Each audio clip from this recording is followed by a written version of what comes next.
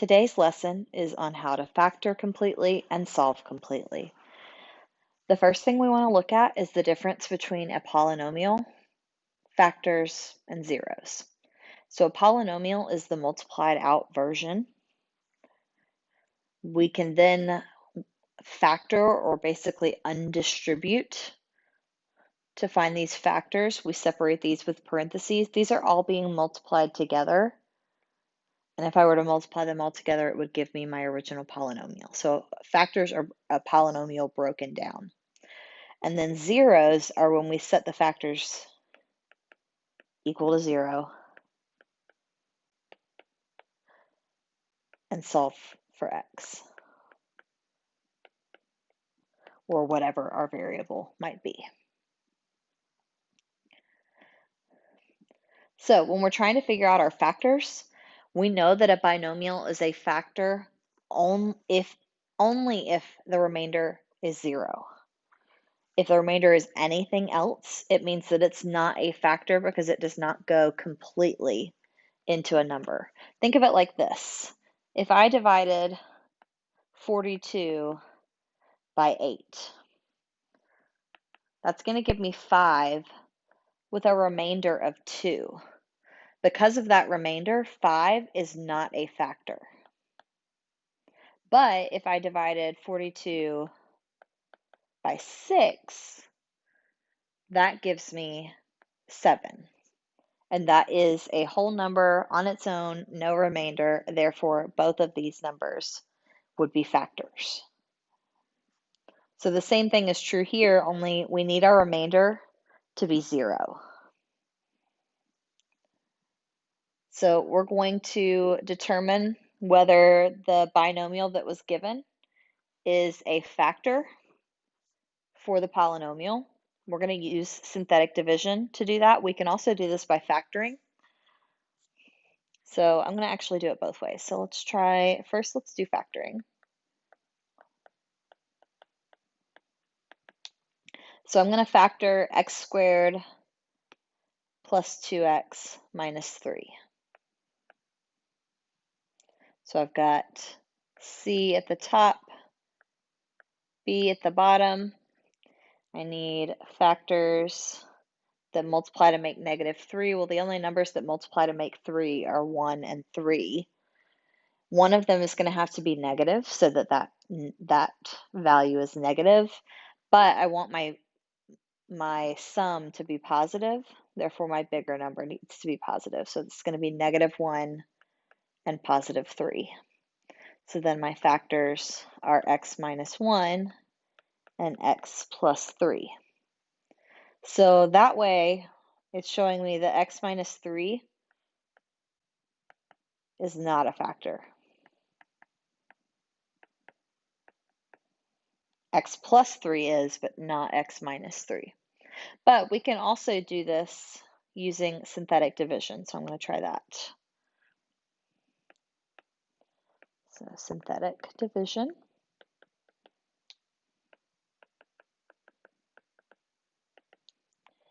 Okay, so with my binomial up here, I'm going to take, if I solved this, if I set it equal to 0 and solved, I would get an x value of 3. So I'm going to put my 3 in the corner. And then I'm going to use my coefficients 1, 2, and -3. 1, 2, -3. So I'm going to bring down the 1. I'm going to multiply it by 3. Gives me 3. And add those. 3 plus 2 gives me 5. I'm going to multiply it by 3. Gives me 15. -3 plus 15 gives me 12. So 12 would be my remainder. So this would not be a factor because my remainder does not equal 0. So let's look at this other one. And kind of draw a little squiggly line to separate it. I personally think that using synthetic division is easier, especially because I don't really want to try to factor this one. I mean, I could try by grouping, and it might work, but it might not. whereas synthetic division is going to be able to show me. So first thing I want to do is I want to take this, set it equal to 0, solve for x, so I know what value to use when I do synthetic division. So I'm going to use -4 in the box in the corner. And then my coefficients are 2, 8. I have 0x squared in the middle here. So I'm going to need a 0, 2, and 8. So I'm going to bring down my 2. I'm going to multiply. 2 times -4 is -8. 8 plus -8 is 0. 0 times -4 is 0. 0 plus 0 is 0. 0 times -4 is 0. 2 plus 0 is 2. 2 times -4 is -8. And 8 plus -8 is 0. So in this case, x plus 4 is a factor because the remainder is 0.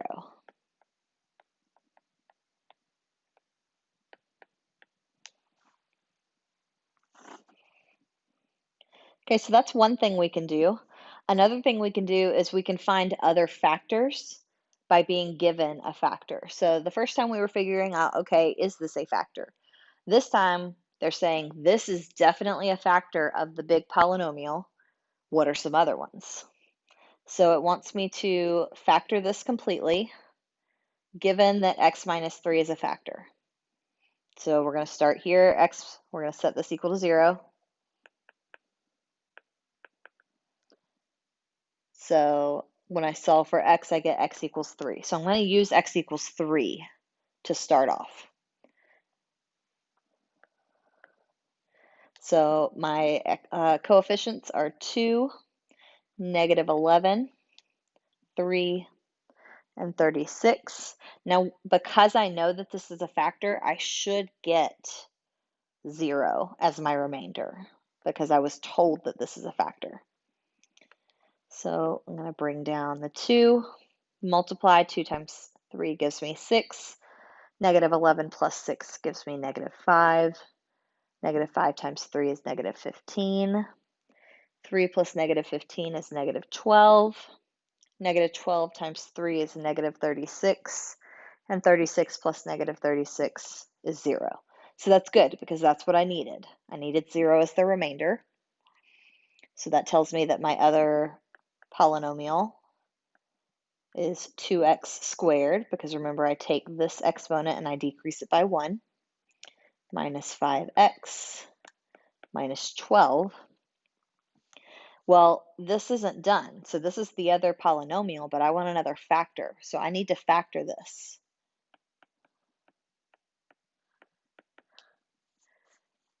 I mean, I guess technically it is another factor, but I want to see if this can factor even further. So I am going to use bottoms up. So I've got a times c on the top plus b on the bottom. I'm using this polynomial right here. So I've got 2 times -12 gives me -24. And then my b value is -5. So I'm going to find the factors of -24. So I find the factors of the positive number. So 1 and 24, 2 and 12, 3 and 8, 4 and 6. And then because a times c is negative, I know that one of my factors has to be negative. So to figure it out, I'm going to look at my b value. B is negative, so my bigger numbers are going to be negative. And now if I were to add these together, which one is going to add to be -5? Well, these right here. So 3 and -8. Now for bottoms up, I need to go back through. I'm going to divide by my a value, which in this case was 2. Now if it can simplify, that's great. If it can't, I'm going to leave it as is. So 3 over 2 does not simplify. I'm going to leave that for now. But 8 over 2, or -8 over 2, simplifies to -4. So when I write my factors, I'm going to write my original, which was given, which was this x minus 3. Now I'm going to write my two new ones, x plus 3 over 2 and x minus 4. And my last step, I'm going to go ahead and take this bottom number right here, move it up to the front. So here's my given. This becomes 2x plus 3 and x minus 4. So this would be my completely factored form. Okay, let's try that one more time. So here I've got a polynomial, 3x cubed plus 8x squared plus 3x minus 2. And I know that x plus 2 is a factor. So I'm going to come over here. So x plus 2 is a factor, so I'm going to set that equal to 0 and solve for x. So x equals negative 2, so I'm going to use that. So negative 2 is going to go in the corner. I'm going to use my coefficients. I've got 3, 8, 3, and negative 2. And here we go. 3 comes down. 3 times negative 2 is negative 6. 8 plus negative 6 is 2. 2 times negative 2 is negative 4. 3 plus negative 4 is negative 1. Negative 1 times negative 2 gives me positive 2. And negative 2 plus 2 gives me 0. So we did this correctly because we got the remainder of 0 and we knew that that was already a solution. So now I have 3x squared plus 2x minus 1, and I want to factor that. So this is technically the other factor. However, it is not completely factored, so we want to do that now. So I'm going to bring this over here. So I've got my original factor, which was x plus 2, and my new factor, which is 3x squared plus 2x minus 1. So I'm going to go through, I'm going to do bottoms up on that one, and just to save time, I'm not going to work through that, but if you need me to, I'm more than happy to. I can just do a real quick little one over here, I guess. So top is negative 3, the bottom is 2. So we're going to have negative 1 and positive 3. And then I have to divide by my a value. So this will simplify to 1. So I will have x minus 1 over 3 and x plus 1. And then I'm going to simplify by moving the bottom up to the front. So x plus 2, my original factor, 3x minus 1, and x plus 1 would be my completely factored form. Now we're going to focus on solving completely. So just as a reminder, the difference between factoring and solving. Factors are like x minus 4, x plus 5. When we solve, it's going to be x equals something. So x equals 4 and negative 5. Other words for this, we can call these solutions, roots, zeros. Those are all the same, they mean the same thing. Okay, so let's come down here. We're going to find the other zeros. So here we are looking for x equals something, not just the factor. Given that 1, 0 is x equals 2. So previously we had maybe x minus 2 was a factor and we had to solve for the 0. We solved for the x value. Here they're giving it to us. So I'm going to go ahead and just put that in my little box. Now I'm going to take my coefficients, 1, negative 5, negative 12, and 36.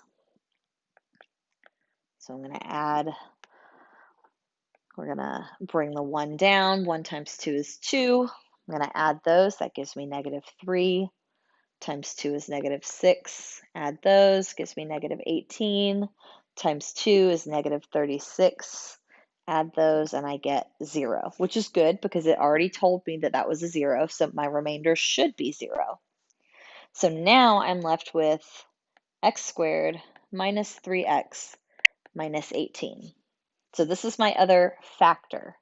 However, I want to find my zeros. So I'm going to keep factoring this. So I'm going to bring this up here. And I am going to do x factor. Got negative 18 on the top, negative 3 on the bottom. So I'm going to find factors of 18. So 1 and 18, 2 and 9, 3 and 6, and that is all. Since my 18 is negative, I know that one factor is negative, so I'm going to look at my b value. B is negative, so my bigger value must be negative. So the pair that adds together to get negative 3 is 3 and negative 6. So my factors are x plus 3 and x minus 6.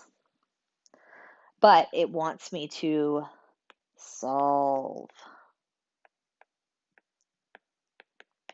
So I'm going to take these factors, set them equal to 0. So x plus 3 equals 0, and x minus 6 equals 0. So I'm going to solve for x by moving the 3 to the other side. Same thing over here, except for I'm going to move the negative 6 to the other side. So these are my remaining zeros. So all of my zeros, I have x equals 2 from the original. I have x equals negative 3 and x equals 6. These would be all of my zeros. Another way that you could see this written is like this. F of negative 14 is 0. So what that means is that my y value is 0 when my x value is negative 14. So that's what I'm going to plug in to this corner. So negative 14 is going in the corner. Then I'm going to plug in all of my numbers. So 1, 11, negative 150, and negative 1,512. This is going to get really big really quick. So I'm going to bring down the 1, multiply, gives me negative 14. I'm going to add those. It's going to give me negative 3. I'm going to multiply. Negative times a negative makes it positive. 14 times 3 is 42. I'm going to add those, and that's going to give me negative 108. And when I multiply these, a negative times a negative is positive. 108 times 14 is 1,512. And when I add these, I end up with 0, which is good because that's how it should be. So my original factor was x plus 14.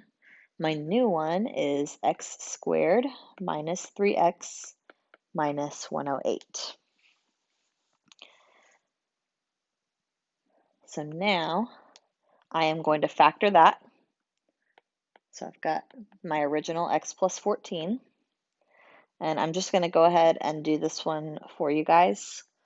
It's x minus 12 and x plus 9, so that you guys don't have to sit through the process, but I would just use x factor for that. So these are my factors, but I want to solve. That's supposed to be a v, sorry. So I'm going to do x plus 14 equals 0, x minus 12 equals 0, and x plus 9 equals 0. So this one, it gives me my original 0, which was negative 14. I also get x equals 12 and x equals negative 9. So all three of those would be my zeros.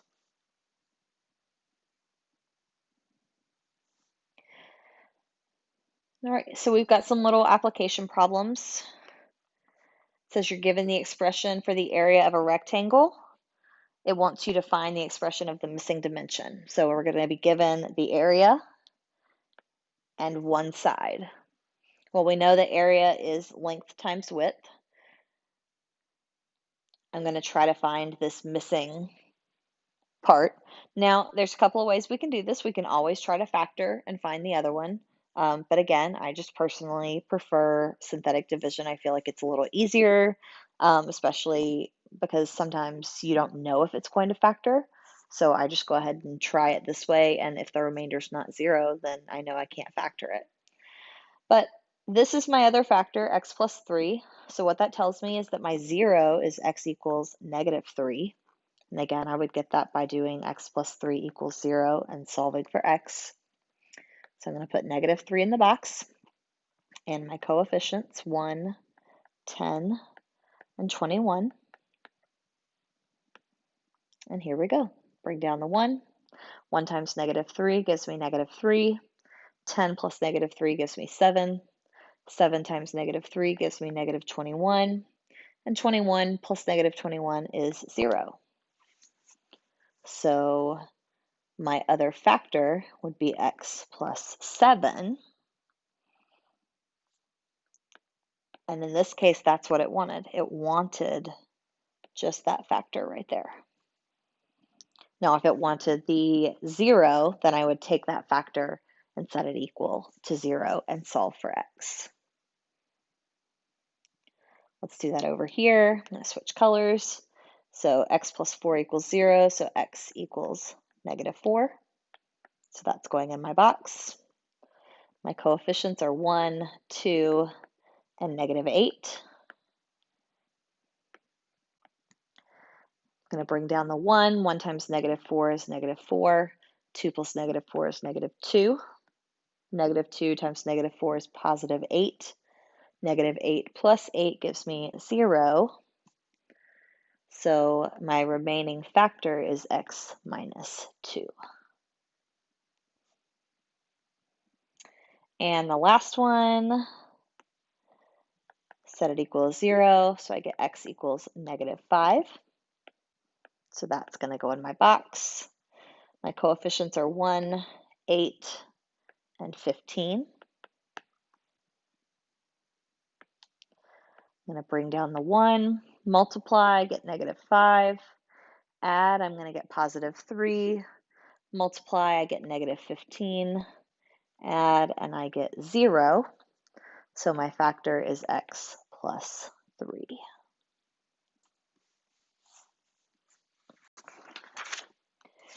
All right, the last thing we're going to look at is kind of writing things out, making sure that we understand how to explain.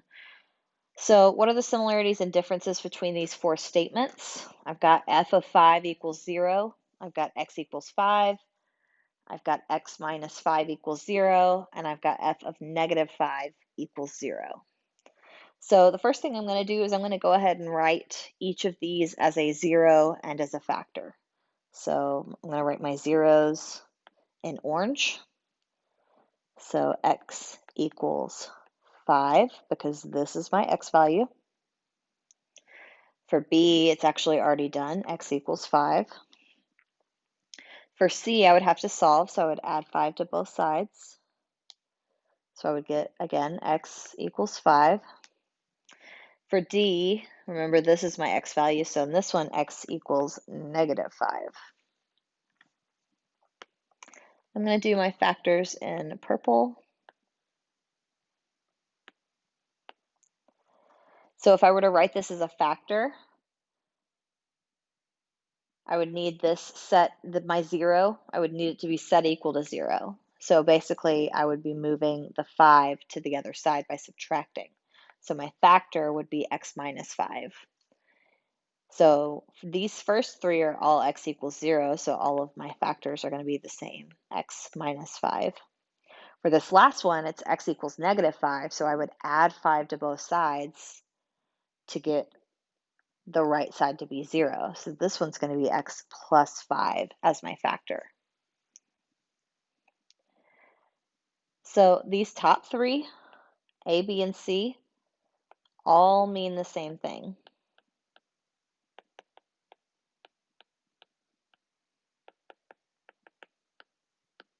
They are just different representations of the same thing. It's kind of like with, for example, with my name. My name is Lynn. You guys call me Miss Wesley. My swimmers call me Coach Wesley. It's all the same thing. It's still me. It's the same person. My best friend gives me a nickname. I'm still the same person. It's all talking about me. It's just different ways to represent me, different ways to name me.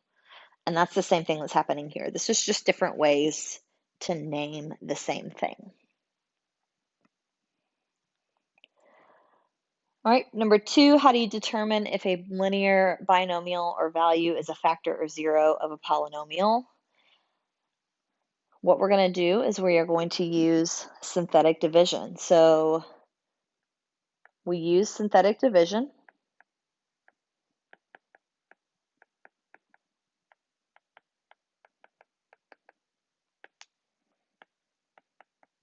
If remainder equals 0,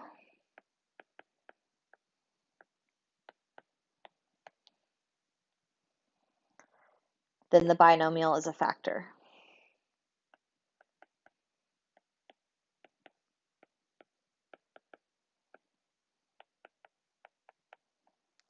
Or the value is a 0, depending on which one it's asking. A 0, a root, a solution.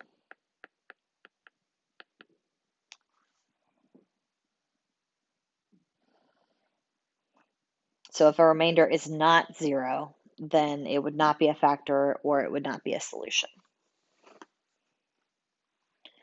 And then what does the remainder after synthetic substitution,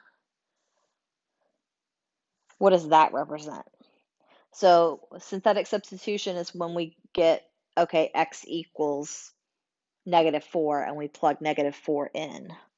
So there's two things that it can tell us. The first thing it can tell us is it tells us if a binomial is a factor or not.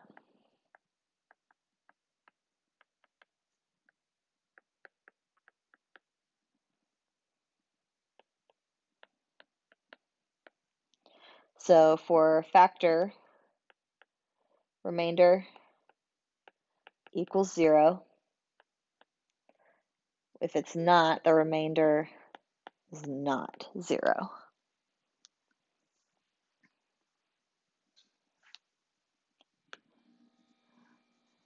The other thing is that synthetic substitution, it's used to evaluate a polynomial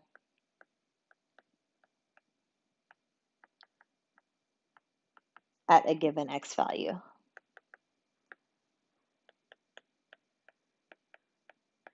And evaluate is just another word for solve. So rather than having to go through and say, okay, -8 to the third power minus 5 times -8 squared, et cetera, our synthetic substitution allows us to do this a lot more quickly. So you don't have to go through as many steps. So, for example, if I was plugging in 8, we go through all the steps. At the very end, we get an answer. So I would say that when I plugged in 8 to the function, the value would be -3.